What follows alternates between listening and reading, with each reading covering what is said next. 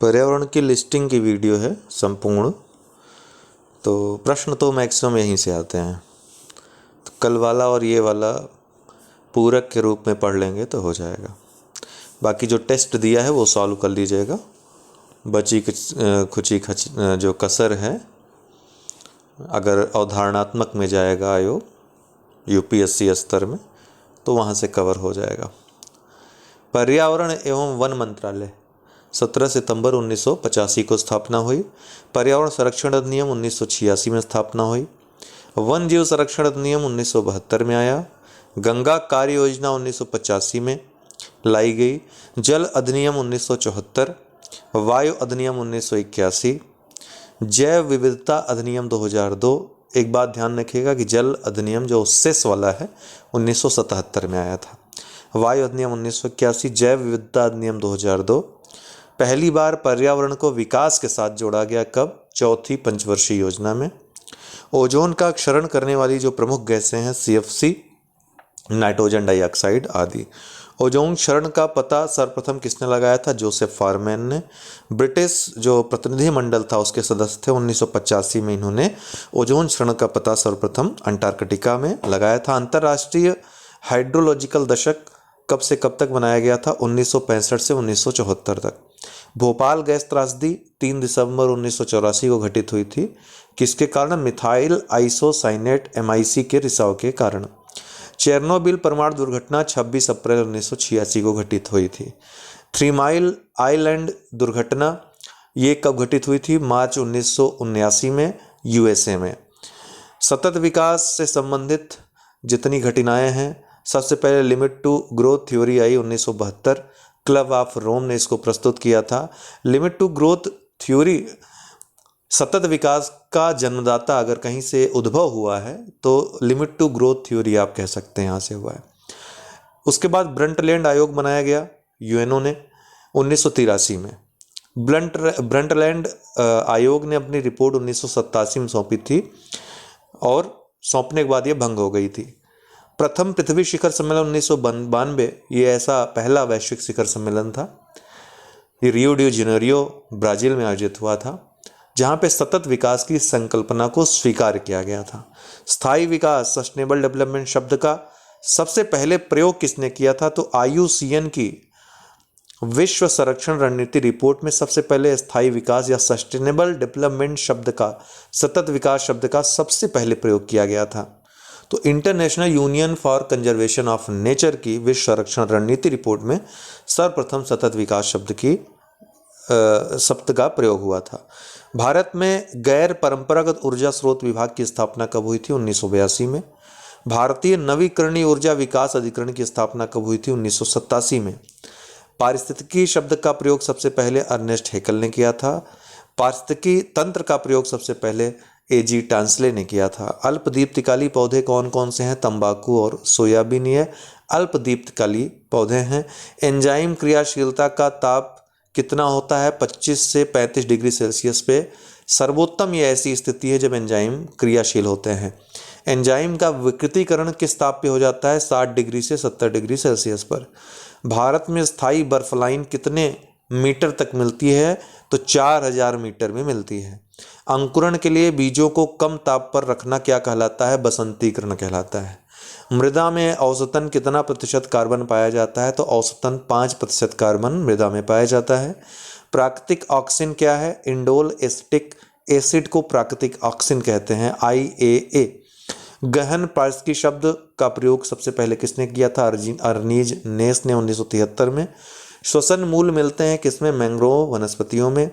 पूर्ण मूल परजीवी कौन सा है? ओरोबैंकी। और पूर्ण स्तंभ परजीवी कौन है या तना परजीवी कौन है? पूर्णतः अमरबेल। रहने के लिए संबंध बनाना, अर्थात खाने के लिए नहीं, भोजन के लिए नहीं, रहने के लिए संबंध जो बनता है, ऐसे पौधों को क्या कहते हैं? अधिपादप कहते हैं। पारितंत्र की स्थिरता कायम रखने वाली क्रियाविधि क्या कहलाती है? स्वसाम्यावस्थिति, होम्योस्टैटिक क्रियाविधि। वन अधिनियम कब आया था? 1927 में। वन संरक्षण अधिनियम कब आया? 1980 में। वन नीति कब आई? 1952 में सबसे पहले, फिर 1988 में। राष्ट्रीय वायु गुणवत्ता सूचकांक, ये पर्यावरण मंत्रालय ने 17 अक्टूबर 2014 को सूचकांक प्रस्तुत किया सबसे पहले, प्रश्न भी आ चुका है। वायुमंडल में उपस्थित जो गैसें हैं, nitrogen 78%, oxygen 21%, carbon dioxide 0.03%, argon 0.93%, neon 0.001%, methane 0.00017%। हरित विकास की अवधारणा किसने दी थी? WM एडम्स ने। प्राकृतिक खेती की अवधारणा किसने प्रस्तुत की थी? मसानोबु फुकुओका ने। पारिस्थितिकी निके या निकेत की अवधारणा किसने दी थी? ग्रीनेल्स ने। ग्रीन हाउस गैस की अवधारणा किसने की थी? जोसेफ फोरियर ने। जैविक विविधता शब्द का सबसे पहले प्रयोग किसने किया था? जैविक विविधता का रेमंड डासमैन ने।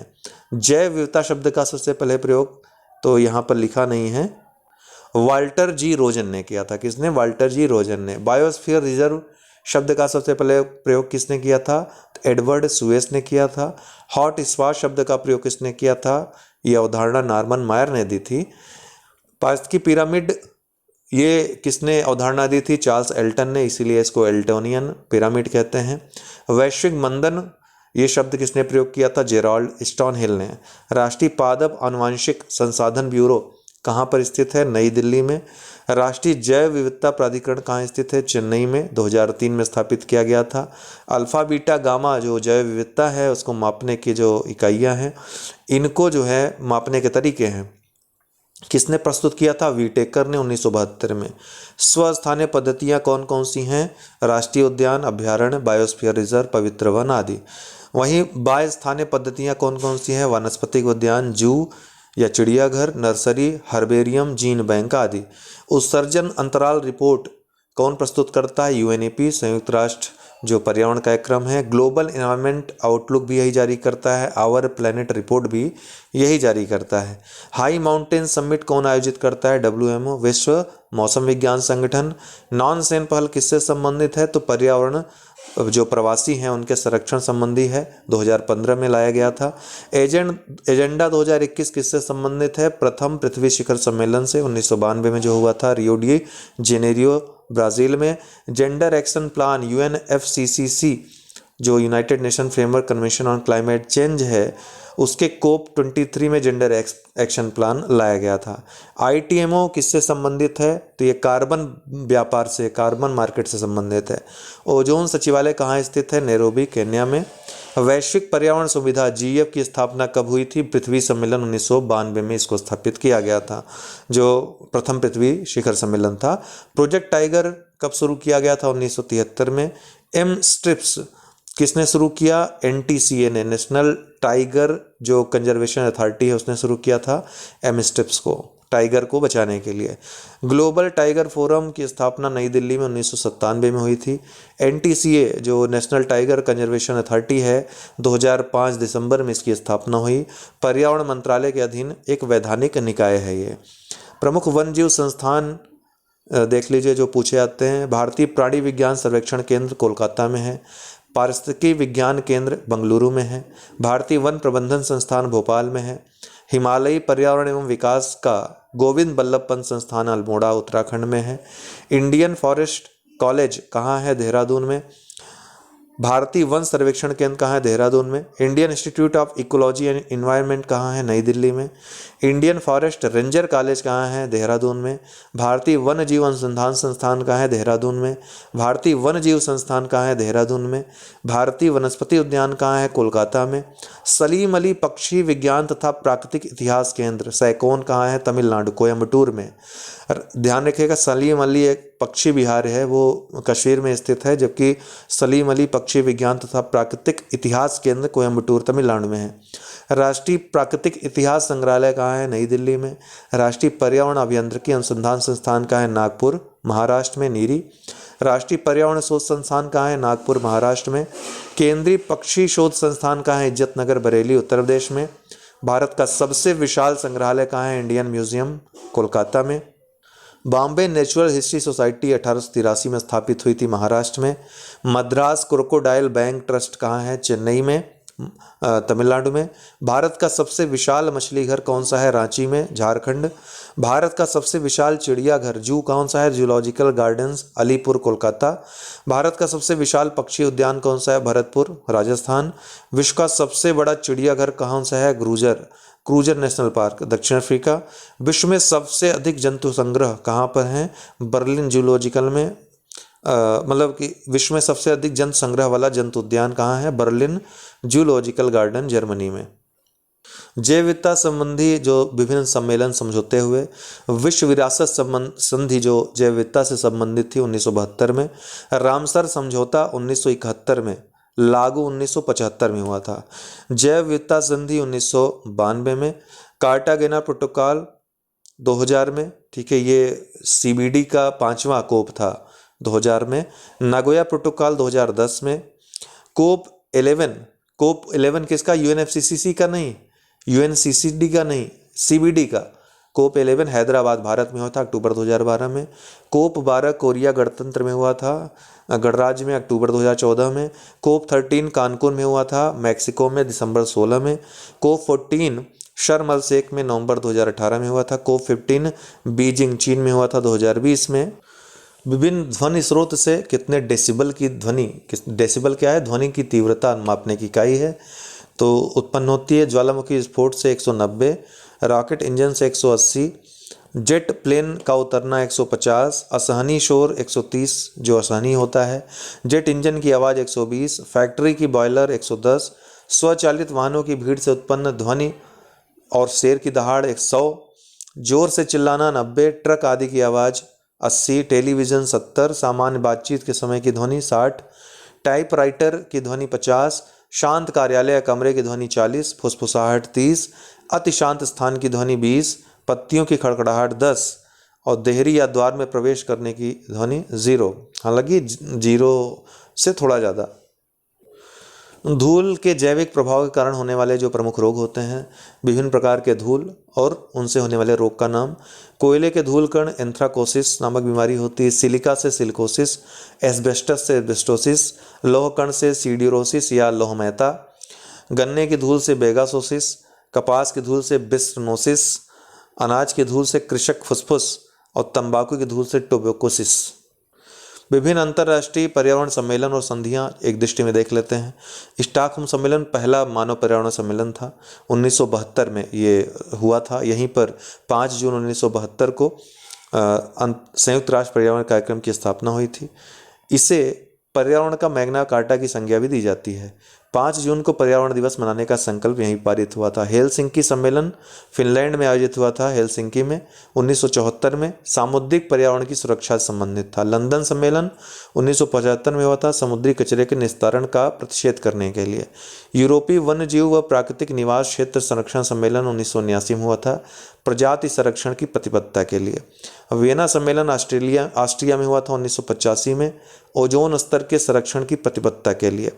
मॉन्ट्रियल सम्मेलन कनाडा में हुआ था, मॉन्ट्रियल में 1987 में। ओजोन परत के संरक्षण के लिए प्रथम अंतर्राष्ट्रीय समझौता या प्रोटोकॉल यही है। 16 सितंबर 1987 को ये हुआ था, इसीलिए 16 सितंबर को ओजोन दिवस मनाने का निर्णय लिया गया था।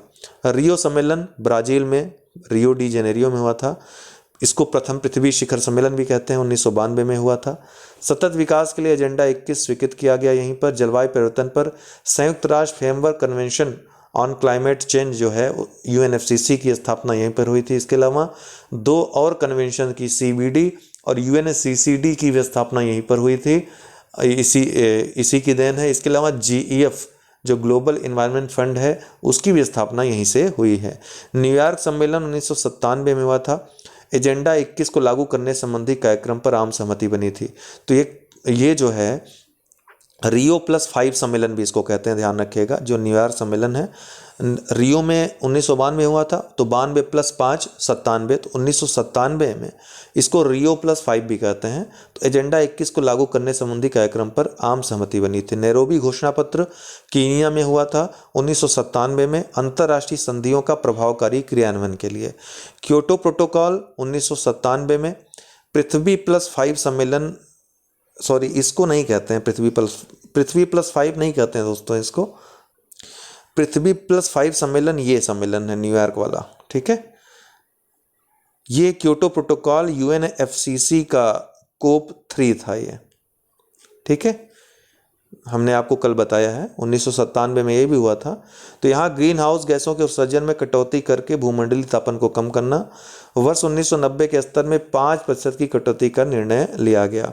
माल्मो घोषणा पत्र 2000 किससे संबंधित है? पर्यावरण संरक्षण में निजी क्षेत्र की भूमिका पर विचार करने के लिए।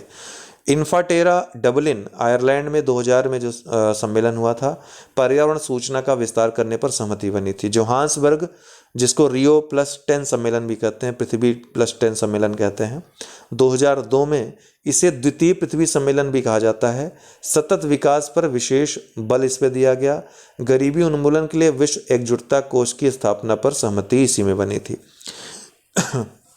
क्योंकि 1992 से 10 साल बाद ये सम्मेलन हुआ था, इसीलिए पृथ्वी 10 या रियो +10 सम्मेलन कहते हैं। स्टॉकहोम सम्मेलन 2004 में 12 खतरनाक जैव कीटनाशक एवं औद्योगिक प्रदूषकों को प्रतिबंधित करने पर सहमति इसमें बनी थी। मॉन्ट्रियल सम्मेलन कनाडा में 2005 में हुआ था। इसमें विकसित देशों द्वारा वर्ष 2012 तक ग्रीन हाउस गैसों के उत्सर्जन को कम कर वर्ष 1990 के स्तर तक लाने पर सहमति बनी थी। नुसा दुआ सम्मेलन इंडोनेशिया 2007 में हुआ था। ग्रीन हाउस गैसों के उत्सर्जन की दर को वर्ष 2050 तक वर्ष 2000 तक के स्तर पर लाने का प्रस्ताव पारित हुआ था। कोपेनहेगन सम्मेलन डेनमार्क में हुआ था 2009 में। कोप 15 के इस सम्मेलन में ब्रिक्स देशों ने स्वेच्छा से कार्बन उत्सर्जन में 20 से 25% तक कटौती का निर्णय लिया। कम कार्बन अर्थव्यवस्था की परिकल्पना इसमें की गई थी। कानकुन सम्मेलन मैक्सिको में जो हुआ था 2010 में $100 अरब से हरित जलवायु को स्थापित करने का निर्णय लिया गया। ये कानकुन और कोपेनहेगन सम्मेलन ये दोनों ही UNFCCC से संबंधित हैं, ध्यान रखिएगा। डरबन सम्मेलन जो कि UNFCCC का कोप 17 था, दक्षिण अफ्रीका में हुआ था 2011 में। ग्रीन क्लाइमेट फंड पर विस्तृत चर्चा इसमें हुई थी। दोहा सम्मेलन कोप 18 था, ये कतर में हुआ 2012 में। क्लीन डेवलपमेंट मैकेनिज्म के अंतर्गत प्रदूषण कम करने का प्रयत्न इसमें किया गया। रियो +20 सम्मेलन अर्थात रियो का जो पृथ्वी शिखर सम्मेलन के तत्वाधान में ही 20वां जो सम्मेलन हुआ वो 2012 में ब्राज़ील में हुआ। पृथ्वी सम्मेलन के 2 दशक पूरा होने के उपलक्ष्य में संयुक्त राष्ट्र का सतत विकास सम्मेलन संपन्न, जिसमें द फ्यूचर वी वांट मसौदा प्रस्तुत किया गया। क्या? द फ्यूचर वी वांट मसौदा प्रस्तुत किया गया और हरित व्यवस्था पर बल दिया गया। वारसा सम्मेलन कोप 19 ये UNFCCC का कोप है, पोलैंड में हुआ 2013 में। ग्रीन क्लाइमेट फंड बनाने की सहमति बनी। लीमा सम्मेलन कोप 20 जो पेरू में हुआ 2014 में। वर्ष 2070 तक ग्रीन हाउस गैसों के उत्सर्जन को समाप्त करने का निर्णय लिया गया। पेरिस सम्मेलन कोप 21 जो था फ्रांस में 2015, बहुत महत्वपूर्ण है ये। कार्बन उत्सर्जन लक्ष्यों के लिए कानूनी रूप से बाध्यकारी संधि यहीं पर आई थी। बाब इगली सम्मेलन कोप 22 मोरक्को में हुआ था 2016 में। हमारी जलवायु और सतत विकास के लिए मराकेश कार्रवाई की उद्घोषणा प्रस्तुत की गई। तो मराकेश जो कार्रवाई है किससे संबंधित है? कोप 22 से। जर्मनी के बाद में कोप 23 होता है 2017। इसमें फिजी मोमेंटम फॉर इम्प्लीमेंटेशन प्रस्तुत किया गया, ठीक है। क्रोटोविस सम्मेलन पोलैंड में कोप 24 हुआ 2018 में। 2015 के पेरिस जलवायु समझौते को लागू करने पर इसमें सहमति बनी थी। वृद्धि एवं बाकी कोप के बारे में कल हमने काफ़ी चर्चा की थी, कल वाले वीडियो में देख लीजिएगा। मुख्य पोषक तत्व एवं पौधे में क्या कार्य है उनके? तो नाइट्रोजन वृद्धि एवं प्रोटीन उत्पादक, फास्फोरस जड़ों का विकास, ऊर्जा और शीघ्र फल पकाने में ध्यान रखिएगा। पोटेशियम उच्च गुणवत्ता पौधों को प्राप्त कराने में, पानी का उचित अवशोषण में। सल्फर प्रोटीन एवं तेल के निर्माण में सहायक होता है। कैल्शियम कोशिका संरचना एवं विभाजन में। मैग्नीशियम ऊर्जा स्थानांतरण और क्लोरोफिल का मुख्य तत्व होता है मैग्नीशियम। बोरान कोशाभित्ति का विकास एवं बीज वृद्धि। कापर एंजाइम सक्रियता एवं क्लोरोफिल उत्पादन में। फेरस या आयरन श्वसन एवं क्लोरोफिल उत्पादन में। मैग्नीज एंजाइम सक्रियता एवं प्रकाश संश्लेषण में। कई बार पूछा भी गया है, प्रकाश संश्लेषण में मैग्नीज का जो है योगदान रहता है, उत्प्रेरक के रूप में कार्य करता है। मोलिब्डेनम दलहनों में नाइट्रोजन फिक्सेशन में। जिंक प्रोटीन संश्लेषण में, एंजाइम सक्रियता में।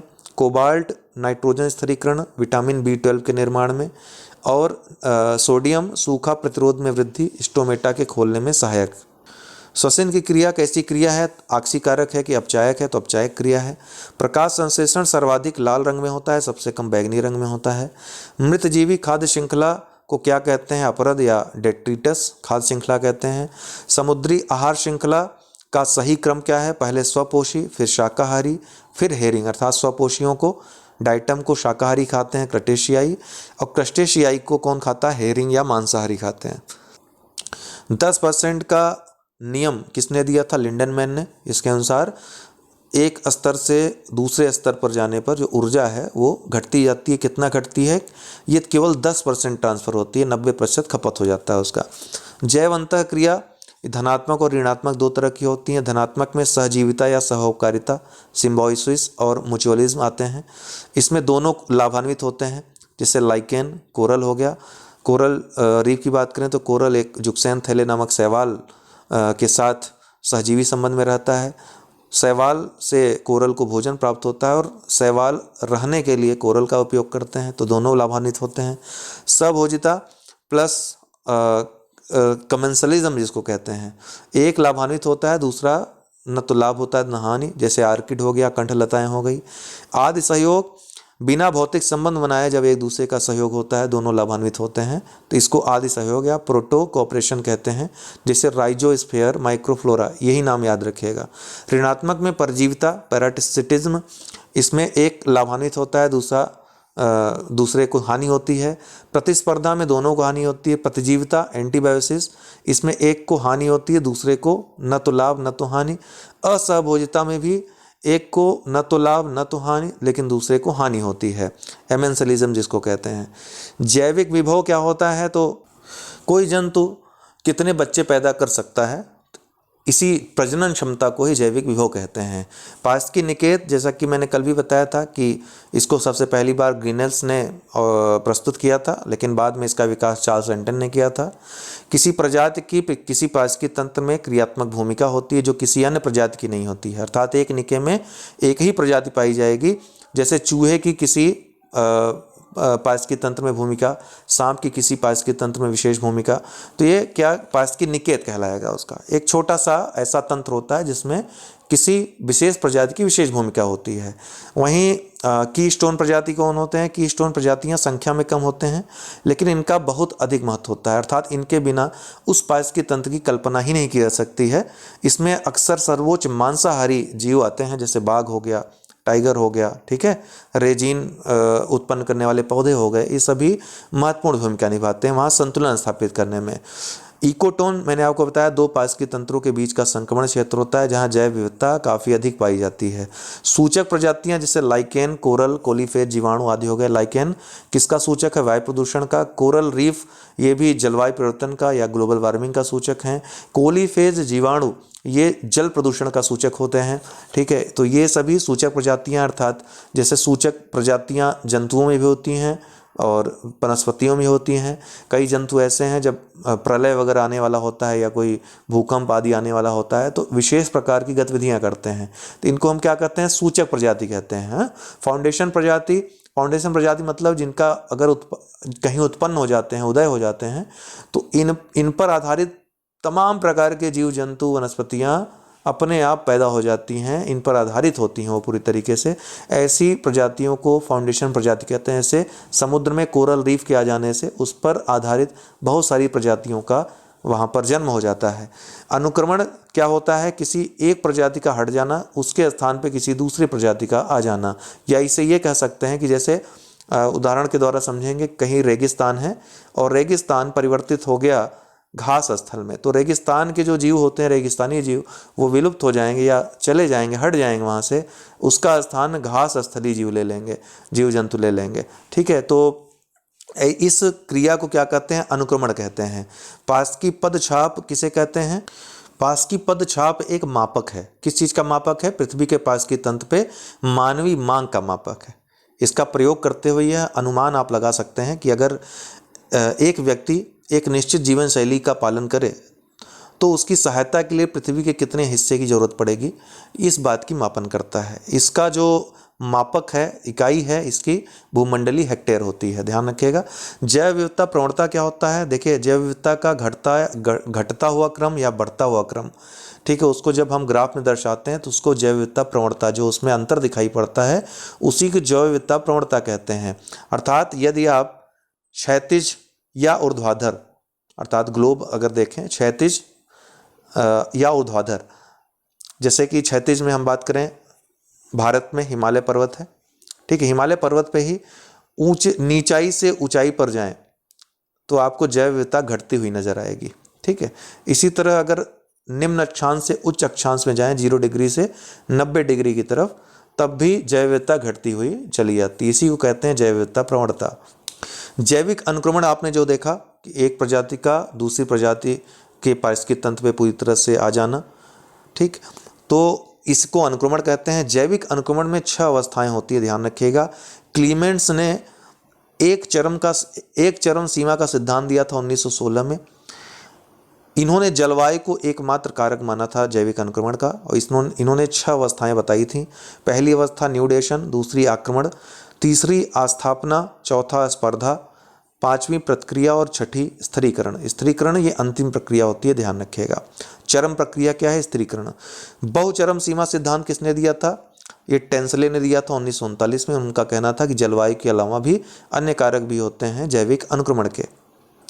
पारिस्थितिकी उत्पादकता अर्थात उत्पादन करने की जो क्षमता है सबसे ज़्यादा कहाँ की होती है? कोरल या उष्णकटिबंधीय वर्षा वनों की होती है, 2000 प्लस की, अर्थात 2000 ग्राम प्रति मीटर स्क्वायर प्रति वर्ष। वहीं मैंग्रोव वनों और ज्वारनद मुख की दूसरे स्थान पर 1500 ग्राम प्रति मीटर स्क्वायर प्रति वर्ष से अधिक इनकी उत्पादकता होती है। तो उत्पादकता सबसे ज़्यादा पास की उत्पादकता कहाँ की पूछे तो उष्णकटिबंधीय वर्षा वनों की या फिर कोरल रीफ की। पौधों की रचना में सर्वाधिक योगदान किसका होता है? कार्बन का सबसे ज़्यादा योगदान होता है 45%। अधिकांश पौधे नाइट्रोजन को नाइट्रेट के रूप में ग्रहण करते हैं। धान के पौधे अमोनिया के रूप में ग्रहण करते हैं, ध्यान रखिएगा। अधिकांश पौधे नाइट्रोजन को नाइट्रेट के रूप में ग्रहण करते हैं, धान के पौधे अमोनिया के रूप में ग्रहण करते हैं। आपको पता है कि वायुमंडल में सर्वाधिक मात्रा 78% नाइट्रोजन की है, लेकिन नाइट्रोजन ये ऐसे ही घूमता रहता है, इसको आवारा घूमते हुए आप प्रयोग नहीं कर सकते। पौधे जो है आवारा घूमते हुए नाइट्रोजन का प्रयोग नहीं करते हैं, बल्कि इसका स्थिरीकरण करना पड़ता है, इसको नाइट्रेट में बदलना पड़ता है इसका उपयोग करने के लिए, या फिर अमोनियम बदलना पड़ता है। तो जब नाइट्रोजन को नाइट्रेट, नाइट्राइट या अन्य नाइट्रोजन के यौगिकों में परिवर्तित किया जाता है, इस परिघटना को नाइट्रोजन स्थिरीकरण कहते हैं। नाइट्रोजन स्थिरीकरण विभिन्न प्रकार के जीवाणु या कवक के द्वारा होता है। जो जीवाणु हैं नाइट्रोजन स्थिरीकरण करने वाले फेमस, और नाइट्रोबैक्टर प्रजाति के, राइजोबियम, क्लास्ट्रिडियम प्रजातियों के। वहीं कवक जो नाइट्रोजन स्थिरीकरण करते हैं, एनाबीना, नोस्टाक, ये सभी प्रसिद्ध हैं। ध्यान रखिएगा, बिजली चमकने पर भी नाइट्रोजन और ऑक्सीजन में संबंध बनता है।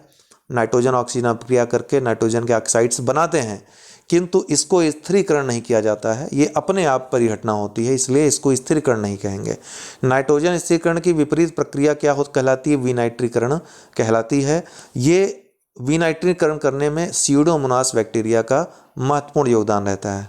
पौधों हेतु आवश्यक सूक्ष्म पोषक तत्व कितना माना गया है? 9। कौन कौन से? Manganese, copper, zinc, cobalt, chlorine, sodium, ferrous, molybdenum और बोरान। जैव भू रासायनिक चक्र, आपको पता है कि जो खनिज पदार्थ हैं उनका योगदान किस में रहता है? जैव भार में। हमारे जैव भार में, हमारे शरीर में कहीं ना कहीं वो उपस्थित रहते हैं। मृत होने के बाद जीव जंतुओं, वनस्पतियों के अपरद खाद्य श्रृंखला में जाने के बाद इन खनिज पदार्थों का वातावरण में मुक्तिकरण, ये जो चक्रीकरण की प्रक्रिया कहलाती है, इसको भू जैव रासायनिक चक्र कहते हैं। Carbon, nitrogen, oxygen, hydrogen, phosphorus और अन्य खनिज तत्वों का इस तरह से चक्रण होता है। हालांकि इसमें केवल फास्फोरस ऐसा चक्र है जो गैसीय चक्र नहीं है, बाकी सब गैसीय चक्र होते हैं। प्रकाश संश्लेषण की भूमिका सर्वाधिक किसमें रहती है? ऑक्सीजन चक्र के लिए। सबसे ज़्यादा प्रकाश संश्लेषण किसके लिए आवश्यक होता है? ऑक्सीजन चक्र के लिए। कार्बन चक्र को ऑक्सीजन चक्र से कौन जोड़ता है? तो ऑक्सीजन जोड़ता है। मृदा में फास्फोरस का प्रमुख स्रोत कौन है? एपेटाइट खनिज। फलों को शीघ्र पकाने में किसकी भूमिका होती है? फास्फोरस की। नाइट्रोसोमोनास जीवाणु किस में बदलते हैं? तो अमोनिया को नाइट्राइट में बदलते हैं। ज्वालामुखी से प्रभावित होगा कौन सा चक्र? तो फास्फोरस चक्र। नाइट्रोजन, हाइड्रोजन, फास्फोरस और कार्बन चक्रों में सर्वाधिक ऊर्जा की आवश्यकता किस में पड़ती है? तो हाइड्रोजन चक्र में सबसे ज़्यादा ऊर्जा की आवश्यकता पड़ती है। ब्रह्मांड में सर्वाधिक पाया जाने वाला तत्व कौन सा है? हाइड्रोजन है। पूरी पृथ्वी पर सबसे ज़्यादा पाया जाने वाला तत्व लोहा है, उसके बाद ऑक्सीजन, उसके बाद सिलिकॉन। पृथ्वी के क्रस्ट पे, भूपर्पटी पर सबसे ज़्यादा पाया जाने वाला कौन सा पदार्थ है? ऑक्सीजन है, फिर सिलिकॉन है, फिर एल्युमिनियम, उसके बाद लोहा। क्षेत्रफल देखें पूरे विश्व में तो एशिया सबसे ज़्यादा क्षेत्रफल वाला महाद्वीप है, 29.5%। उसके बाद अफ्रीका, उसके बाद नॉर्थ अमेरिका महाद्वीप, उसके बाद साउथ अमेरिका महाद्वीप, फिर अंटार्कटिका महाद्वीप, और उसके बाद यूरोप, और उसके बाद ऑस्ट्रेलिया महाद्वीप। जल और स्थलों का अगर प्रतिशतता देखा जाए, अनुपात देखा जाए, तो जल 71% भाग पे है पृथ्वी के, 29% भाग पे स्थल है। पृथ्वी का क्षेत्रफल कितना है? 51 करोड़ वर्ग किलोमीटर है, ये ध्यान रखिएगा। और अगर स्थल का देखा जाए तो 29% इसका निकालेंगे तो लगभग 15 करोड़ वर्ग किलोमीटर ये क्षेत्रफल आएगा जो स्थल मंडल है उसका। जल आपूर्ति की बात करें तो महासागर से सबसे ज़्यादा जल, ये महासागर में सबसे ज़्यादा जल है 97.2%। उसके बाद वायुमंडल में 0.001%। वायुमंडल में किस रूप में है? जलवाष्प के रूप में है। नदी व सरिताओं में 0.0001%। 800 मीटर गहराई तक भूजल में या भूजल का जो जल है 0.031%। ताजे जल की झीलें 0.09% और हिम सरिताएं व हिमनद 2.15% ये जल रखती हैं। महासागर की औसत लवणता कितनी है? 35%। सबसे ज़्यादा महासागर में कौन सा लवण पाया जाता है? तो NaCl, सोडियम क्लोराइड पाया जाता है। उसके बाद मैग्नीशियम क्लोराइड पाया जाता है, MgCl। उसके बाद मैग्नीशियम क्लोराइड पाया जाएगा, उसके बाद मैग्नीशियम सल्फेट पाया जाएगा, फिर पोटेशियम सल्फेट। तो ये क्रम है, इसको याद रखिएगा। हालांकि पूछा नहीं जाएगा इतना, लेकिन याद रखिएगा। टर्की की वान झील में सबसे ज़्यादा लवणता पाई जाती है 330%। मृत सागर में उसके बाद 238%। उसके बाद ग्रेट साल्ट लेक 220%। सागरों के 200 मीटर तक गहराई वाले भाग को प्रकाश मंडल कहते हैं। इसी में प्लैंकटन पाए जाते हैं। प्लैंकटन दो प्रकार के होते हैं, एक जू प्लैंकटन और एक होता है फाइटोप्लैंकटन। ठीक है, तो ये क्या है? जू प्लैंकटन और फाइटोप्लैंकटन, ये क्रमशः जंतु और वनस्पतियां हैं। फाइटोप्लैंकटन्स को ही ये जू प्लैंकटन्स भक्षण करते हैं। 200 मीटर से अधिक गहरे भाग को अप्रकाशित मंडल कहते हैं, जहां पाए जाने वाले जीव नेक्टन कहलाते हैं। सागर की तलहटी पे, एकदम तल पे जो जीव पाए जाते हैं उनको बेंथस कहते हैं। भारत में सर्वप्रथम वन नीति कब आई थी? 1894 अंग्रेजों के समय में। फिर 1950 में केंद्रीय वन बोर्ड की स्थापना हुई। कब? 1950 में। वन नीति कब आई थी भारत में? स्वतंत्रता के बाद पहली बार 1952 में। इसमें वन क्षेत्रफल को 33% करने का लक्ष्य रखा गया था, जिसमें मैदानी भागों में 20% और पर्वतीय क्षेत्रों में 60%। वर्तमान में देखा जाए अभी तक तो 17 राज्य ऐसे हैं जहां 33% के लक्ष्य को प्राप्त किया जा चुका है। भारत वन अधिनियम 1927 में आया, वन नीति 1988 में, राष्ट्रीय वन नीति 2018 में इसका मसौदा आया, केंद्रीय वन आयोग 1965 में, भारतीय वन सर्वेक्षण संगठन 1971 में, वन अनुसंधान संस्थान की स्थापना 1906 में देहरादून में है। इसका हेडक्वार्टर बेंगलुरु, कोयम्बटूर, जबलपुर और बुरनीहाट में इसका क्षेत्रीय कार्यालय है। काष्ठ कला प्रशिक्षण केंद्र 1965 देहरादून में स्थापित हुआ। वन महोत्सव की शुरुआत KM मुंशी जो समय मंत्री थे 1950 में की गई। 1 जुलाई से 7 जुलाई ये मनाया जाता है वन महोत्सव। भारतीय वन प्रबंधन संस्थान 1982 में स्थापना हुई भोपाल में। वन संरक्षण अधिनियम कब आया? 1980 में। राष्ट्रीय पादप आनुवंशिकी संसाधन ब्यूरो NBPCR की स्थापना कब हुई? 1976 में नई दिल्ली में। सेंटर फॉर एनवायरमेंटल एजुकेशन की स्थापना अहमदाबाद में हुई है, अहमदाबाद में स्थित है। BSI जो बायोलॉजिकल सर्वे ऑफ इंडिया है, फरवरी 1890 में स्थापना हुई कोलकाता में। जूलॉजिकल सर्वे ऑफ इंडिया की स्थापना जुलाई 1916 में हुई कोलकाता में। भारत को कुल 10 जैव भौगोलिक क्षेत्रों में बांटा गया है। कितने? 10। सर्वाधिक जैव विविधता पाई जाती है उष्णकटिबंधीय वर्षावन व कोरल रीफ में। सर्वाधिक स्थिर पारिस्थितिकी तंत्र कौन सा होता है? सागरीय पारिस्थितिकी तंत्र सबसे स्थिर होता है। कौन सी नोबल गैस वायु में विद्यमान नहीं है? तो रेडान वह गैस है जो वायु में विद्यमान नहीं है। घटपर्णी में पत्ता घट के रूप में परिवर्तित होता है। तो पूछा गया था कि कौन सा भाग घटपर्णी का घट के रूप में परिवर्तित होता है? तो पत्ता। पृथ्वी पर सर्वाधिक वृहद पारिस्थितिकी तंत्र कौन सा है? तो जैवमंडल है। विश्व की सबसे बड़ी प्रवाल भित्ति, कल हमने आपको बताया था कि कहाँ से शुरू होता है। जंतु, फिर जनसंख्या, उसके बाद समुदाय, फिर पारितंत्र, फिर बायोम, उसके बाद जैवमंडल। तो सबसे बृहद पारिस्थितिक तंत्र जैवमंडल है। विश्व की सबसे बड़ी प्रवाल भित्ति कौन सी है? ग्रेट बैरियर रीफ है, ऑस्ट्रेलिया की। सारगेसम नामक घास कहाँ पाया जाता है? सारगेसो सागर में, उत्तरी अटलांटिक महासागर में। लक्षद्वीप समूह किस प्रकार के द्वीप हैं? तो मूगा द्वीप हैं, ये कोरल द्वीप हैं। कोरल जो होते हैं वो किस संघ के होते हैं? सिलेंट्रेटा संघ के होते हैं कोरल। राष्ट्रीय जैव विविधता एक्शन प्लान कब आया था? 2006 में।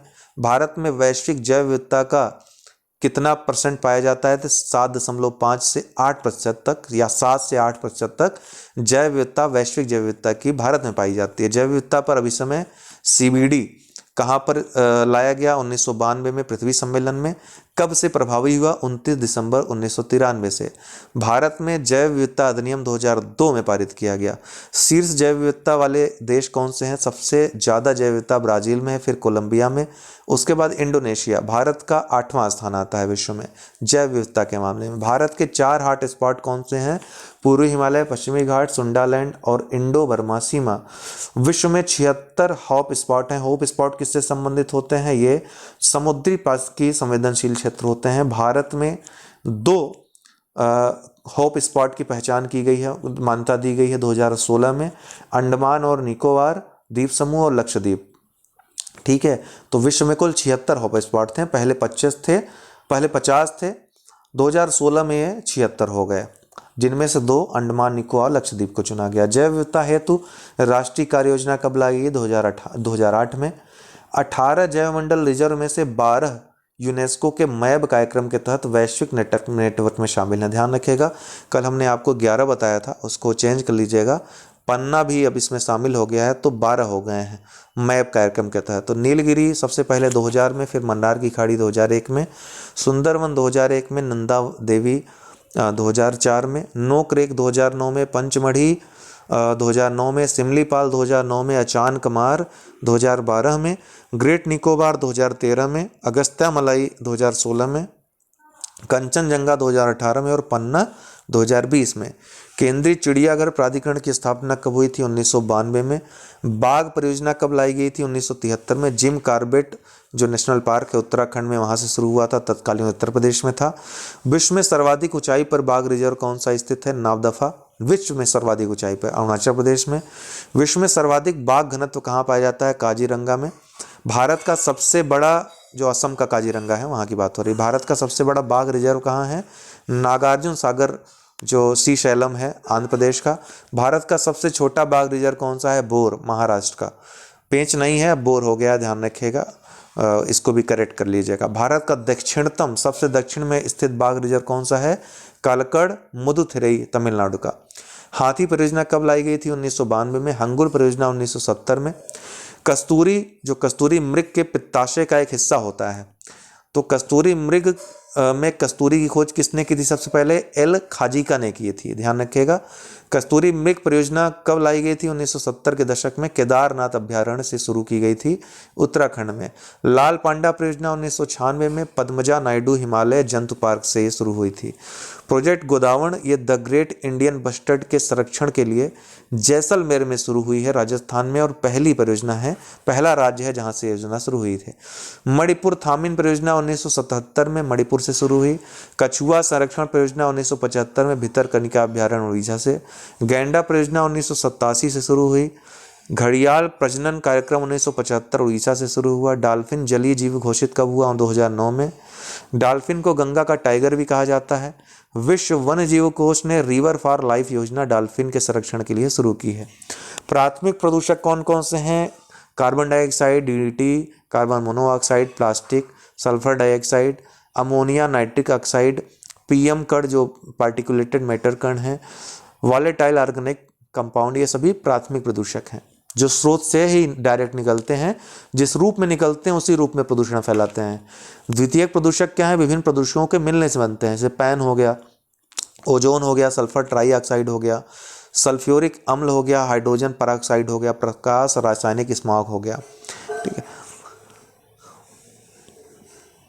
ये भारतीय मानक हैं BS से संबंधित, जो आपके पेट्रोल डीजल हैं। इसका प्रभावी वर्ष पूछ सकता है, तो भारतीय मानक जो है प्रभावी वर्ष और प्रभावी क्षेत्र तो BS 2000 में लाया गया, संपूर्ण भारत में ये लागू हुआ था। BS2 ये मानक 2001, 2003 और 2005 में ये विभिन्न चरणों में लाया गया था। NCR मुंबई, कोलकाता, चेन्नई, NCR चेन्नई में लाया गया सबसे पहले 2001 में, 2003 में NCR और 13 शहरों में, 2005 में संपूर्ण भारत में लाया गया था। BS3 2005 ये भी 2 चरणों में लाया गया, 2005 में NCR और 13 शहरों में, 2010 में संपूर्ण भारत में। वो ये BS4 2010 में NCR और 13 शहरों में, अप्रैल 2017 में संपूर्ण भारत में। BS5 लागू नहीं हुआ, BS6 डायरेक्ट लागू हुआ अप्रैल 2018 में दिल्ली और NCR में, मात्र BS6 ईंधन का प्रयोग। फिर जनवरी 2019 में 13 शहर में मात्र BS6 ईंधन।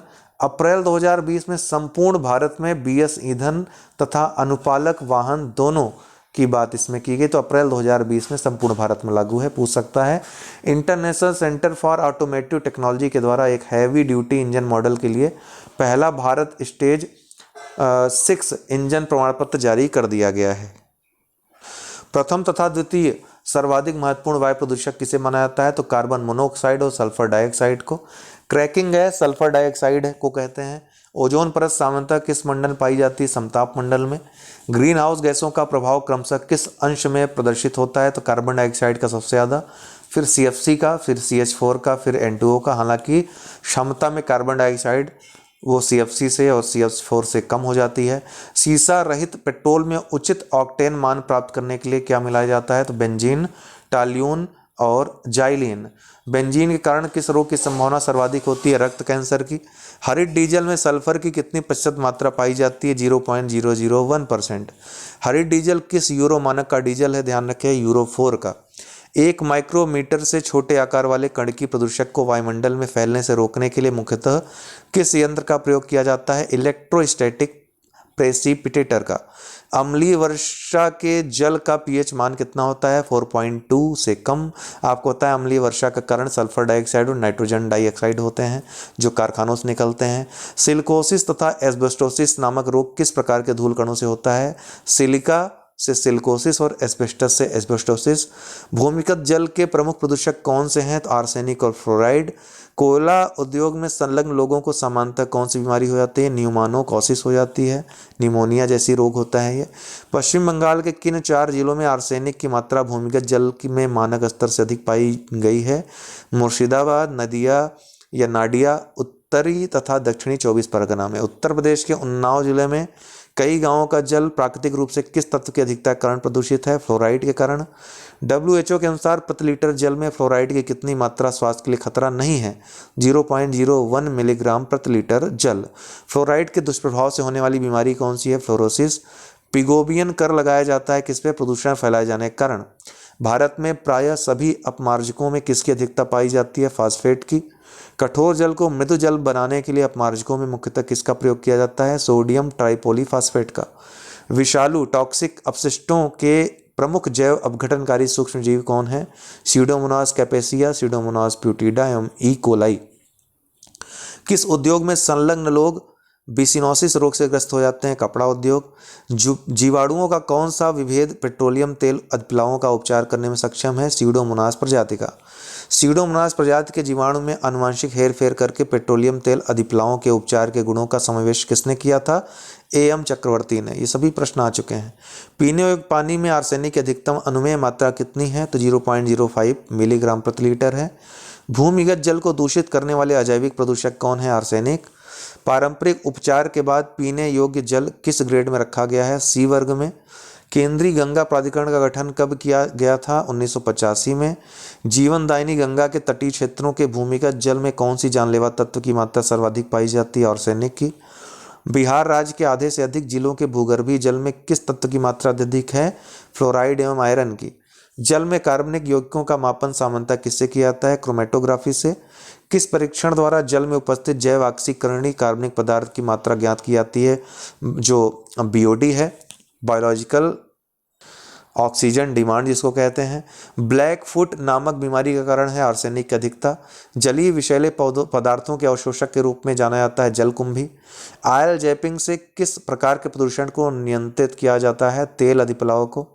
वाहित मल के पुनः चक्रण द्वारा शुद्धिकरण के लिए क्रियाशील होते हैं सूक्ष्मजीव। प्रकाश रासायनिक स्मॉग में कौन कौन होता है प्रदूषक? तो ओजोन, नाइट्रोजन डाइऑक्साइड तथा पैराक्सिल एसिटिल नाइट्रेट पैन होता है इसमें। तो पैराक्सिल प्रकाश रासायनिक स्मॉग या स्मॉग किस प्रकार के प्रदूषक हैं? द्वितीयक हैं, कई बार पूछा जा चुका है। IUCN international union for conservation of nature, अंतर्राष्ट्रीय प्रकृति संरक्षण संघ, इसकी स्थापना 1948 में हुई थी। मुख्यालय इसका ग्लैंड स्विट्जरलैंड में है। एक बात ध्यान रखिएगा, अगर ऑप्शन में प्रकाश रासायनिक स्मॉग या स्मॉग आएगा, ओजोन भी रहेगा, नाइट्रोजन डाइऑक्साइड भी रहेगा और पैराक्सिल पैन भी रहेगा, ठीक है, तो आप क्या आंसर मारेंगे? स्मॉग, ठीक है, याद रखिएगा क्योंकि इन सब से मिलकर बन रहा है स्मॉग। संगठन, संस्थाएं, समितियां, IUCN international union for conservation of nature, अंतर्राष्ट्रीय प्रकृति संरक्षण संघ, इसकी स्थापना 1948 में ग्लैंड स्विट्जरलैंड में हुई थी। UNO की संस्था नहीं है, ध्यान रखिएगा। UNO तथा अन्य संस्थाओं में समन्वय करके संरक्षण को बढ़ावा ये जरूर देता है। 1963 से जीवों तथा पादपों संबंधी रेड डाटा बुक जारी करता है। कुल 9 श्रेणियां इसमें रखी गई हैं। विश्व मौसम विज्ञान संगठन मार्च 1950 में स्थापना हुई, जेनेवा स्विट्जरलैंड में मुख्यालय है। विश्व वन्यजीव कोष IUCN का सहायक है ये, 1961 में स्थापना हुई, ग्लैंड स्विट्जरलैंड में। प्रतीक क्या है? जॉइंट पांडा। UNEP की स्थापना 5 जून 1972 को नैरोबी केन्या में मुख्यालय है। WCED पर्यावरण व विकास का वैश्विक आयोग, इसकी स्थापना 1983 में हुई थी। IPCC जलवायु परिवर्तन पर अंतर सरकारी कार्यदल, इसकी स्थापना 1988 में UNEP और WMO विश्व मौसम विज्ञान संगठन दोनों ने मिलकर किया था। संयुक्त राष्ट्र का एक वैज्ञानिक निकाय है, तो संयुक्त राष्ट्र संघ का एक निकाय है ये। सावेन, ये सार्क देश इसके सदस्य हैं, 8 देश जो हैं। दक्षिण एशिया वन्यजीव प्रवर्तन नेटवर्क इसका पूरा नाम है। जनवरी 2011 में भूटान से ये प्रारंभ हुआ था। सचिवालय इसका काठमांडू में है। अंतर्राष्ट्रीय उष्णकटिबंधीय लकड़ी संगठन कहाँ स्थित है? योकोहामा जापान में, 1986 में स्थापना हुई थी। ग्रीन पीस की स्थापना 1971 में कनाडा के वैंकूवर में हुई थी। ट्रैफिक 1976 में कैम्ब्रिज में इसका मुख्यालय है, 1976 में इसकी स्थापना हुई थी। IUCN और WWF द्वारा 1976 में, ध्यान रखिएगा, किसके द्वारा? IUCN और WWF के द्वारा। वन्यजीव व्यापार निगरानी नेटवर्क है ये, इसका नाम ट्रैफिक है। Sites, convention on international trade in endangered species of wild fauna and flora, इसका फुल फॉर्म है। ये ट्रैफिक के लिए भी काम करता है। 1963 में IUCN द्वारा इसको तैयार किया गया। इस कन्वेंशन को जुलाई 1975 से ये कन्वेंशन लागू है। UNEP द्वारा इसका सचिवालय प्रशासित होता है जो कि जेनेवा में स्थित है। इसमें 3 परिशिष्ट हैं। पहले परिशिष्ट में परिशिष्ट 1, परिशिष्ट 2, परिशिष्ट 3। परिशिष्ट 1 में सबसे अधिक लुप्तप्राय जो जीव हैं उनको रखा गया है। असाधारण मामलों में ही व्यापार की अनुमति इनको है, जैसे वैज्ञानिक हो गया, यार बहुत ज़्यादा ज़रूरत होगी तभी। परिशिष्ट 2 में उन जंतुओं को रखा गया है, जीव जंतुओं को जिन पर नियंत्रण की ज़रूरत है, अर्थात नियंत्रित नहीं किया गया तो हो सकता है विलुप्त हो जाएं। इसके लिए परमिट की आवश्यकता नहीं पड़ती है, ठीक है। इसके लिए समझौता ही एक जो बैठक है वही पर्याप्त है। वहीं परिशिष्ट 3 में आपसी सहयोग, जो राष्ट्र हैं आपसी सहयोग से जो परिशिष्ट 3 के जंतु हैं या वनस्पतियां हैं उनका व्यापार कर सकते हैं। इसके लिए परमिट जरूरी होता है ना, तो एक दूसरे को परमिट देना जरूरी होता है। पहले और दूसरे जो परिशिष्ट हैं उनमें किसी वनस्पति या जंतु को जोड़ने के लिए कॉन्फ्रेंस ऑफ पार्टीज, जो साइट्स के कॉन्फ्रेंस ऑफ पार्टीज है उनकी बैठक की ज़रूरत होती है, कॉन्फ्रेंस की ज़रूरत होती है। लेकिन परिशिष्ट 3 में जोड़ने के लिए किसी कॉन्फ्रेंस की ज़रूरत नहीं होती है। देश आपसी सहमति से कभी भी परमिट के माध्यम से जोड़ या घटा सकते हैं। पर्यावरण प्रभाव आकलन सर्वप्रथम किसने प्रस्तुत किया था? USA ने। भारत में पर्यावरणीय प्रभाव आकलन कब से अनिवार्य किया गया? 1994 से। सामाजिक वानिकी भारत में कब से शुरू हुई? 1976 में। विभिन्न आंदोलन जो भारत में चले, विश्नोई आंदोलन 15वीं शताब्दी में संत जम्भोजी द्वारा राजस्थान में शुरू किया गया। चिपको आंदोलन प्रणेता इसके चंडी प्रसाद भट्ट थे, 1973 में तत्कालीन उत्तर प्रदेश में, वर्तमान उत्तराखंड के चमोली जिले के गोपेश्वर में शुरू हुआ था। सुंदरलाल बहुगुणा इनके सहयोगी थे। टिहरी डैम आंदोलन के जो कि जनक रहे हैं सुंदरलाल बहुगुणा। अपिको आंदोलन 1983 में कर्नाटक में शुरू हुआ था। सी पांडुरंग हेगड़े इसके प्रणेता थे। साइलेंट वैली आंदोलन 1973 में केरल में शुरू हुआ था। जंगल बचाओ आंदोलन 1980 में झारखंड में शुरू हुआ था। नर्मदा बचाओ आंदोलन 1989 में मेधा पाटेकर ने शुरू किया था, जिसमें बाबा आमटे वगैरह की महत्वपूर्ण भूमिका थी। मैती आंदोलन 1994 में कल्याण सिंह रावत उत्तराखंड में, तत्कालीन उत्तर प्रदेश में शुरू हुआ था। पश्चिमी घाट बचाओ आंदोलन महाराष्ट्र में शुरू हुआ था। पश्चिमी घाट संबंधी जो दो प्रमुख समितियां हैं, पहले गाडगिल कमेटी ने अपनी रिपोर्ट दी 2011 में, उसके बाद डॉक्टर के कस्तूरी रंगन कमेटी बनी 2013 में, इसने अपनी रिपोर्ट दी थी। वन जीव संरक्षण अधिनियम 1972 पौधों और जानवरों की सुरक्षा स्थिति को 6 अनुसूचियों में इसमें विभाजित किया गया है। 6 अनुसूचियों के बारे में थोड़ा सा ध्यान रखिएगा, एक बार प्रश्न आ चुका है, हो सकता है फिर पूछा जाए। अनुसूची 1 में लुप्तप्राय प्रजातियां रखी गई हैं जिनको सर्वाधिक सुरक्षा की जरूरत है। इनके अवैध शिकार, हत्या, व्यापार आदि से सुरक्षा, इनके अवैध शिकार पर प्रतिबंध है, हत्या, व्यापार आदि से सुरक्षा इनको दी गई है। इसका उल्लंघन करने पर कठोरतम दंड का प्रावधान है। अनुसूची 2 में उच्च सुरक्षा तो दी गई है, शिकार पर प्रतिबंध भी है, लेकिन मानव जीवन के खतरे को देखते हुए या लाइलाज बीमारी हो जाए तब शिकार की अनुमति है। अनुसूची 3 या 4 जानवरों की प्रजातियां जो संकटग्रस्त नहीं हैं, ठीक है, उनको इसमें अनुसूची 3 और 4 में रखा गया है। इसके लिए जो ऊपर की 2 अनुसूचियां हैं उससे कम दंड का प्रावधान। अनुसूची 5 में ऐसे जानवर हैं जिन्हें बीमारी फैलाने वाला माना जाता है, इनके शिकार की अनुमति दी गई है। ये 4 हैं केवल, कौवे, मूसक, चूहा और फ्रूट्स बैट। अनुसूची 1, 2, 3, 4 का हम अभी बताएंगे, 5 और 6 का यहाँ बता दे रहे हैं। अनुसूची 5 में 4 ही को रखा गया है, कौवा, मूसक, चूहा, फ्रूट्स बैट। अनुसूची 6 में निर्दिष्ट पौधे, जो इसमें पौधे रखे गए हैं, उनकी खेती, कब्जे, बिक्री व परिवहन को प्रतिबंधित किया गया है। इसमें साइकस बेडडोमी, ब्लू वांडा या नीला आर्किड, रेड वांडा या लाल आर्किड, कुथू, स्लीपर आर्किड या स्लीपर वांडा और पिक्चर प्लांट, ये रखे गए हैं अनुसूची 6 में। अब अनुसूची 1, 2, 3, 4 में जो जो रखा गया देख लीजिए। अनुसूची 1 में ब्लैक बक, बंगाल टाइगर, धूमिल तेंदुआ, हिम तेंदुआ, दलदल हिरण, हिमालयी भालू, एशियाई चीता, कश्मीरी हिरण, लायन टेल्ड मैकाक जो बंदर सिंह पुच्छ बंदर है, कस्तूरी मृग, गैंडा, ब्रो एंडलर्ड डियर, चिंकारा, कैप्ट लंगूर जो कैप्ड लंगूर जिनको टोपी रहती है ऐसी लंगूरों को, गोल्डन लंगूर, हुलाक गिब्बन। अनुसूची 2 में Assamese macaque, pig tailed macaque, stump tailed macaque, Bengal Hanuman langur, Himalayan black bear, Himalayan salamander, सियार, उड़ने वाली गिलहरी, विशाल गिलहरी, स्पर्म व्हेल, भारतीय कोबरा और किंग कोबरा।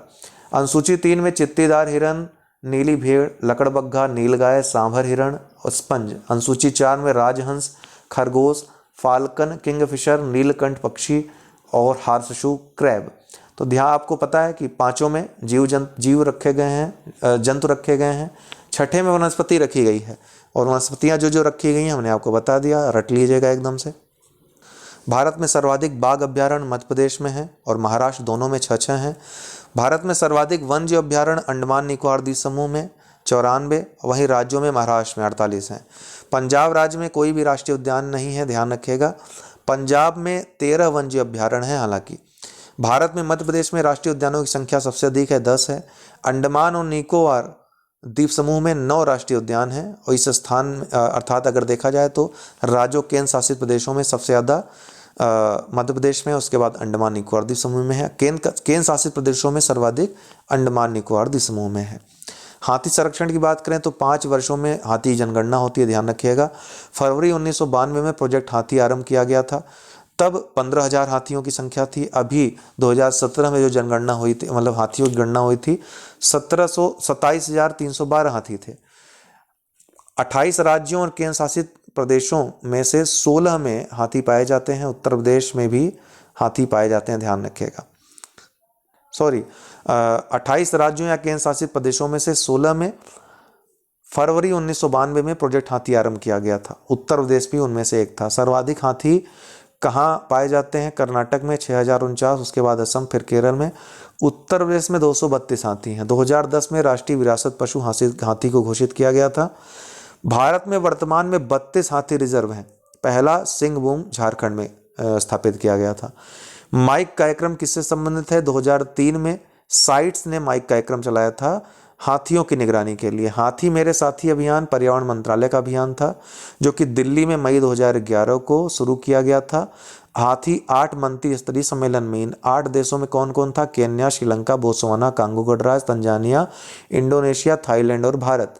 हाथी टास्क फोर्स की स्थापना डॉक्टर महेश रंगराजन के नेतृत्व में हुई थी। गज यात्रा 2017 में शुरू हुई थी। सीड्स बम या बॉल उड़ीसा सरकार ने चलाया था मानव हाथी संघर्ष को रोकने के लिए। प्लान बी किससे संबंधित है? एक डिवाइस है ये, आवाज करने वाली मधुमक्खियों की तरह, हाथियों को पटरी से दूर करने के लिए रेलवे ने चलाई है। विभिन्न जो हाथी रिजर्व हैं भारत में, पूर्वी भारत में मयूरभंज हाथी रिजर्व, उड़ीसा में मयूर झरना, पश्चिम बंगाल में सिंहभूम, झारखंड में महानदी, उड़ीसा में संबलपुर, उड़ीसा में साउथ उड़ीसा उड़ीसा में कामेंग अरुणाचल प्रदेश में, सोनितपुर असम में, दिहिंग पतकाई असम में, देवमली अरुणाचल प्रदेश में, काजीरंगा कार्बी ओगलांग असम में, धनसी लुमडिंग असम में, इंटकी नागालैंड में, चिरंगरिपु असम में, पूर्वी द्वार मेघालय में, गारो हिल्स मेघालय में, खासी हिल्स मेघालय में, मैसूर कर्नाटक में, वानाड या वरनाड केरल में, नीलगिरी तमिलनाडु में, रायला आंध्र प्रदेश में, नीलांबुर केरल में, कोयम्बटूर तमिलनाडु में, अन्नामलाई तमिलनाडु में, अनाईमुदी केरल में, पेरियार केरल में, शिवलीपुट्टूर तमिलनाडु में, शिवालिक उत्तराखंड और गंगा जमुना उत्तर प्रदेश में। विभिन्न घड़ियाल और मगरमच्छ संरक्षित क्षेत्र, गुंडी राष्ट्रीय उद्यान तमिलनाडु, चंबल वन्यजीव अभ्यारण्य राजस्थान, भितरकनिका वन्यजीव अभ्यारण्य उड़ीसा, नंदनकानन वन्यजीव अभ्यारण्य उड़ीसा, सतकोसिया जाज वन्यजीव अभ्यारण्य उड़ीसा। विभिन्न जो दिवस मनाए जाते हैं, 2 फरवरी को आर्द्रभूमि दिवस, 3 मार्च को विश्व वन्यजीव दिवस, 20 मार्च को विश्व गौरैया दिवस, 21 मार्च को विश्व वानिकी दिवस, 22 मार्च को विश्व जल संरक्षण दिवस, 5 अप्रैल को राष्ट्रीय समुद्री दिवस, 18 अप्रैल को विश्व धरोहर दिवस, 22 अप्रैल को विश्व पृथ्वी दिवस, 22 मई को अंतर्राष्ट्रीय जैव विविधता दिवस, 31 मई को विश्व तंबाकू निषेध दिवस, 1 जून को अंतर्राष्ट्रीय दुग्ध दिवस, 5 जून को पर्यावरण दिवस, 8 जून को अंतर्राष्ट्रीय महासागर दिवस, 29 जुलाई को टाइगर दिवस, 10 अगस्त को विश्व जैव ईंधन दिवस, 19 अगस्त को विश्व मानवीय दिवस, 16 सितंबर विश्व ओजोन दिवस, 17 सितंबर स्वच्छता दिवस, 4 अक्टूबर विश्व पशु दिवस, 5 अक्टूबर विश्व परिवेश दिवस, 16 अक्टूबर विश्व खाद्य दिवस, 19 नवंबर विश्व शौचालय दिवस, 26 नवंबर राष्ट्रीय प्रदूषण नियंत्रण दिवस, 24 दिसंबर राष्ट्रीय उपभोक्ता दिवस। विभिन्न घास के मैदान, उष्णकटिबंधीय जो घास के मैदान हैं, दक्षिण पूर्वी ब्राज़ील में कंपास, उत्तरी अफ्रीका में पार्कलैंड, अमेजन बेसिन सेल्वास में, पूर्वी अफ्रीका में सवाना, वेनेजुएला में लानोस। ये पार्कलैंड जो है उत्तरी क्षेत्र, जो दक्षिण अफ्रीका का उत्तरी क्षेत्र है वहाँ पर, ठीक है। सेल्वास अमेजन बेसिन में, सवाना पूर्वी अफ्रीका सूडान आदि में, लानोस वेनेजुएला में। अर्जेंटीना और उरुग्वे में पंपास जो शीतोष्णकटिबंधीय क्षेत्र घास के मैदान है, पंपास कहाँ बोला जाता है? अर्जेंटीना और उरुग्वे में। प्रेयरी उत्तरी अमेरिका कनाडा में, डाउन्स ऑस्ट्रेलिया में, वेल्ड दक्षिण अफ्रीका में, स्टेपीज यूरेशिया में, कैंटरबेरी न्यूजीलैंड में और पुस्टाज हंगरी में। विभिन्न तत्व और उनके कारण होने वाली बीमारियां, पारे कारण होता है मिनी माता रोग, कैडमियम कारण इटाई रोग, नाइट्रेट कारण ब्लू बेबी सिंड्रोम, ठीक है, फ्लोराइड कारण स्केल टेल फ्लोरोसिस, आर्सेनिक कारण ब्लैक फुट नामक रोग होता है।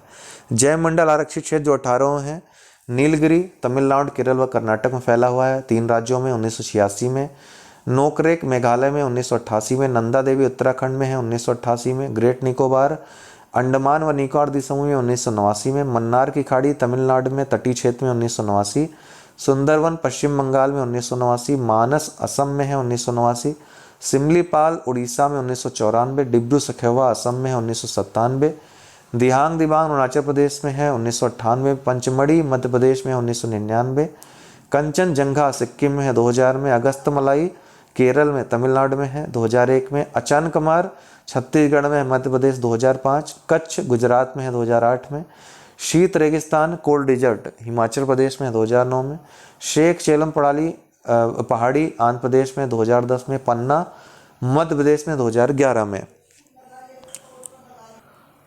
प्रमुख महत्वपूर्ण राष्ट्रीय उद्यान, कासु ब्रह्मनद रेड्डी आंध्र प्रदेश में, महावीर हरिना वनस्थली और श्री वेंकटेश्वर आंध्र प्रदेश, केबुल लामजाओ मणिपुर, मोलिंग व नलदहा अरुणाचल प्रदेश, डिब्रू सखेवा, मानस, नमेरी, औरंग, काजीरंगा आदि असम में, वाल्मीकि नगर बिहार में, इंद्रावती व कंगेर घाटी छत्तीसगढ़, मोलेम गोवा में, बसंदा, गिर व ब्लैकबर्ड गुजरात में, कलेसर व सुल्तानपुर हरियाणा में, ग्रेट हिमालयन व पिन घाटी राष्ट्रीय उद्यान हिमाचल प्रदेश में, सलीम अली, दाचिगम, हेमिस व किश्तवाड़ हिमाचल जम्मू कश्मीर में, जिसमें हेमिस सबसे बड़ा है, बेतला जो है झारखंड में, अंशी, बांदीपुर, बन्नरघट्टा, कुद्रेमुख व नगरहोल जिसको राजीव गांधी नाम दे दिया गया है कर्नाटक में, अनामुड़ी, माथीकट्टम, शोला, पेरियार व साइलेंट वैली केरल में, फोसिल, कान्हा, पेंच, मन्ना, माधो, संजय डुबरी, बांधवगढ़, सतपुड़ा मध्य प्रदेश में, नवगांव, पेच, संजय गांधी, गूगामल व तदोबा महाराष्ट्र में, बलफक्रम व नोक्रेक मेघालय में, मुरलेन व फौनई ब्लू पर्वत मिजोरम में, इंटकी नागालैंड में, भितरकनिका व सिमलीपाल उड़ीसा में, केवलादेव, रणथंभौर, सरिस्का राजस्थान में, कंचनजंगा सिक्किम में, गोइंडी, अन्नामलाई, मुकुर्थी व मुदुमलाई तमिलनाडु में, कार्बेट, गंगोत्री, गोविंद, नंदा देवी, राजाजी व फूलों की घाटी उत्तराखंड में, दुधवा उत्तर प्रदेश में, बुक्सा, सुंदरवन, सिंगलीला, नेवरा घाटी पश्चिम बंगाल में। प्रमुख जैव विविधता संबंधी सम्मेलन: पृथ्वी सम्मेलन 1992 में, बहमास सम्मेलन 1994 में, कार्टागेना प्रोटोकॉल 1999 में, नागोया प्रोटोकॉल जो आईची लक्ष्य है 2010 में, हैदराबाद जैव विविधता सम्मेलन 2012। विभिन्न प्रदूषक और उनके स्रोत: कार्बन के यौगिक, कार्बन मोनोऑक्साइड, कार्बन डाइऑक्साइड, जीवाश्म ईंधन के दहन से, मोटर गाड़ी से, हरितगृह प्रभाव श्वसन संबंधी समस्याएं उत्पन्न करते हैं। सल्फर यौगिक SO2, H2S आदि ताप संयंत्र, रिफाइनरी, ज्वालामुखी विस्फोट आदि से उत्पन्न होते हैं। अम्ल वर्षा, श्वसन संबंधी समस्या, पौधों में क्लोरोसिस नामक बीमारी। नाइट्रोजन यौगिक NO, N2O आदि ताप संयंत्र, मोटर वाहन, वायुमंडलीय अभिक्रिया ये इससे उत्पन्न होते हैं। अम्ल वर्षा, पादपों की उत्पादकता में कमी, आँखों और फेफड़ों में जलन इनके कारण होता है। निलंबित कण, निर्माण कार्य, भाप शक्ति संयंत्र, मोटर वाहन आदि से निकलते हैं। इनसे दृश्यता में कमी आती है, लाल रक्त कण के निर्माण में बाधा पहुंचती है, कैंसर आदि बीमारी होती है। हाइड्रोकार्बन जैसे बेंजीन, एथिलीन ये सभी मोटर वाहन, पेट्रोलियम उद्योग आदि से निकलते हैं, कैंसर के कारण बनते हैं। श्वसन संबंधी समस्या, समय पूर्व पत्तियों और फलों का गिर जाना इनके कारण होता है। क्लोरोफ्लोरोकार्बन, रेफ्रिजरेटर स्प्रे आदि से निकलते हैं। भूमंडलीय ऊष्मन, ओजोन क्षरण के जिम्मेदार होते हैं। ओजोन मोटर वाहन से निकलता है। श्वसन संबंधी समस्याएं, पर्ण समूह को नुकसान इनसे पहुंचता है। सीसा मोटर वाहन से निकलता है।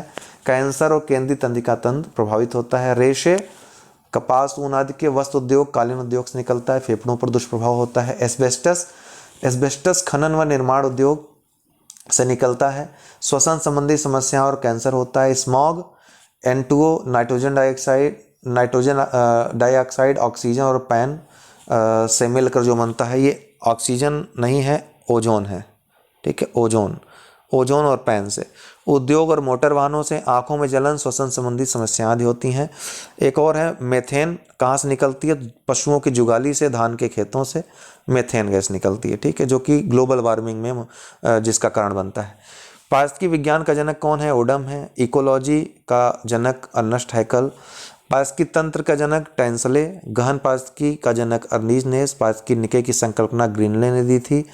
पारिस्थितिकी पदछाप मापने की इकाई भूमंडलीय हेक्टेयर है। धारणी या स्थायी विकास की अवधारणा ब्रंटलैंड रिपोर्ट में 1987 में आई थी। पर्यावरण भूगोल शब्द का प्रथम चर्चा हैविट व हेयर ने किया था 1993 में। प्राकृतिक कृषि का अन्वेषक कौन है? मसानोबू फुकुओका। हॉट स्पॉट की संकल्पना किसने दी थी? नॉर्मन मेयर ने। जैविक विविधता शब्द का सर्वप्रथम प्रयोग जैव विविधता शब्द का सबसे पहले प्रयोग वाल्टर जी रोजन ने किया था। ओजोन परत की सर्वप्रथम खोज चार्ल्स फावी व हेनरी व्यूसन ने किया था। ओजोन परत की ध्यान रखिएगा, छिद्र की नहीं, जो छिद्र की फोरमैन ने किया था। ग्रीन हाउस गैस की संकल्पना जोसेफ फोरियर ने किया था। बायोस्फीयर रिजर्व एडवर्ड स्वेस ने। जैविक विविधता ध्यान रखिएगा, जैव विविधता नहीं, जैविक विविधता, बायोलॉजिकल डाइवर्सिटी जैव विविधता तो वाल्टर जी रोजन ने। बायोलॉजिकल डाइवर्सिटी शब्द का प्रयोग, जैव विविधता शब्द का प्रयोग रेमंड एफ डासमैन ने किया था। पारिस्थितिकी पिरामिड की संकल्पना चार्ल्स अल्टन ने दी थी। वैश्विक मंदन शब्द जेराल्ड स्टोनहिल ने। भारतीय पारिस्थितिकी के जनक कौन है? Professor are Mishra. Tiger reserve की बात करें तो भारत में पहला बाघ रिजर्व जो टाइगर रिजर्व है जिम कॉर्बेट है। 1936 में स्थापित किया गया था ये नेशनल पार्क के रूप में। 1 अप्रैल 1973 को टाइगर रिजर्व घोषित किया गया था। कैलाश सांकला को उनके प्रयासों के लिए टाइगर मैन ऑफ इंडिया कहा जाता है। पूरे विश्व में सबसे अधिक बाघ भारत में पाए जाते हैं। 2019 की जनगणना बाघ की गणना के अनुसार भारत में 2967 बाघ हैं। पिछली बार की गणना से 33% वृद्धि हुई है बाघों की संख्या में। सबसे ज़्यादा बाघ मध्य प्रदेश में 526, उसके बाद कर्नाटक में 524 हैं।